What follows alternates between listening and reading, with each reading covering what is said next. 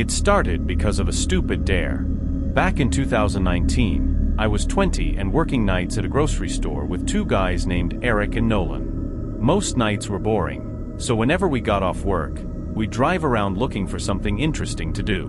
One night around 2 a.m., Nolan mentioned an abandoned nursing home outside town that teenagers supposedly used for parties and ghost hunts. I should have gone home. But when you're tired and young, bad ideas somehow sound exciting.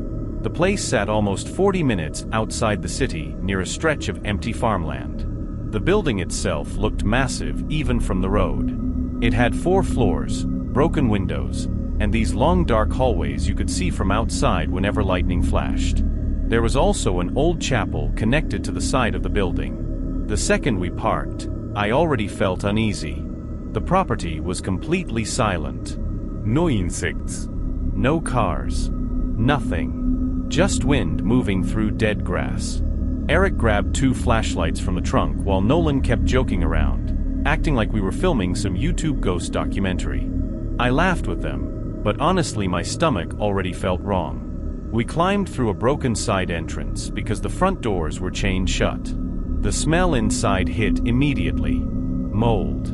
Rotting wood. Something damp. Our flashlights barely helped. Dust floated everywhere, and every step echoed through the building. The nursing home still had old wheelchairs sitting against walls and faded patient photos hanging crooked near the reception area. That was the first thing that really bothered me. The place didn't feel abandoned naturally. It felt abandoned suddenly, like people had left in the middle of something. Nolan kept wandering ahead while Eric and I stayed closer together. We explored rooms filled with overturned beds and old medical equipment. Most of it was rusted beyond recognition. Then we found the basement stairs. I remember Eric immediately saying no. The staircase went down farther than it should have. Our flashlight beams couldn't even reach the bottom properly. It looked almost pitch black down there. Nolan started making fun of us, calling us cowards. Eventually, he convinced us. The deeper we went, the colder it got. Not normal cold either. It felt wet and heavy down there, like the air itself was thicker. At the bottom, the basement stretched into several hallways lined with storage rooms. Pipes covered the ceiling, dripping water every few seconds. Somewhere in the distance, we could hear a metallic banging sound repeating slowly. Clang. Pause. Clang. At first we assumed it was loose pipes. Then Nolan shouted for us. His voice sounded different. Not joking anymore. Eric and I followed the flashlight beam into one of the rooms, and that's when we saw it. There was a hospital bed sitting in the center of the room. Strapped to it were leather restraints. Real restraints. And hanging above the bed was a pulley system attached to chains in the ceiling. I don't know why, but seeing that setup made my chest tighten instantly. Nolan stopped recording on his phone. None of us were laughing anymore.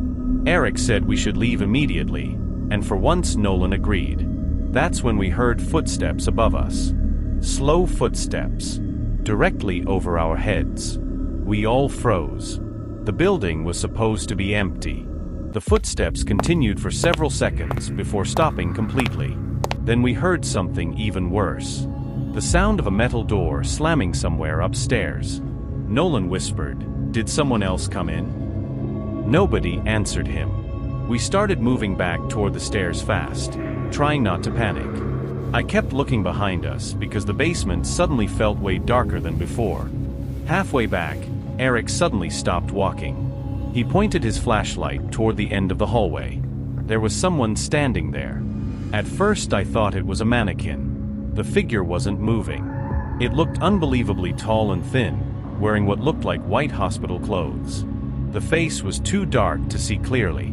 For maybe 3 full seconds, nobody moved. Then the figure took one slow step toward us. That snapped us out of it. We ran. I've never heard footsteps move that fast behind me in my life. The sounds echoed through the basement while pipes rattled overhead. Nolan was screaming for us to hurry, while Eric nearly slipped on the stairs trying to get back upstairs. The second we reached the first floor, we realized something horrifying. The side entrance we used was closed. Not just closed. chained shut from the outside. Eric started yanking on it while Nolan kept yelling that somebody was inside with us. Then we heard the elevator bell. One soft ding. All three of us turned slowly toward the end of the hallway. The old elevator doors were opening. I swear on everything I have, that elevator should not have worked. The power in the building was dead. The doors opened only halfway before stopping. And standing inside the darkness of that elevator was the same tall figure, completely motionless. I finally saw part of its face then. It looked pale and stretched tight across the mouth like skin over bone. Nolan bolted toward another hallway, screaming at us to follow him. We ran through room after room until Eric found another exit near the kitchen area.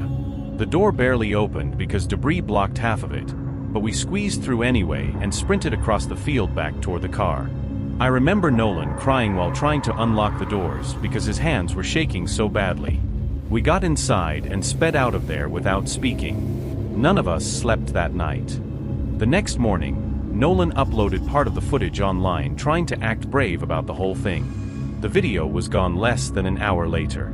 His account deleted it automatically because of a community violation warning involving graphic content. The weird part: the footage never showed the figure clearly. At least that's what Nolan told us. But he admitted one thing before deleting everything permanently. Right before the elevator doors opened, the camera captured a voice whispering directly beside him. A voice none of us heard while we were there. It said, "Don't let them leave again."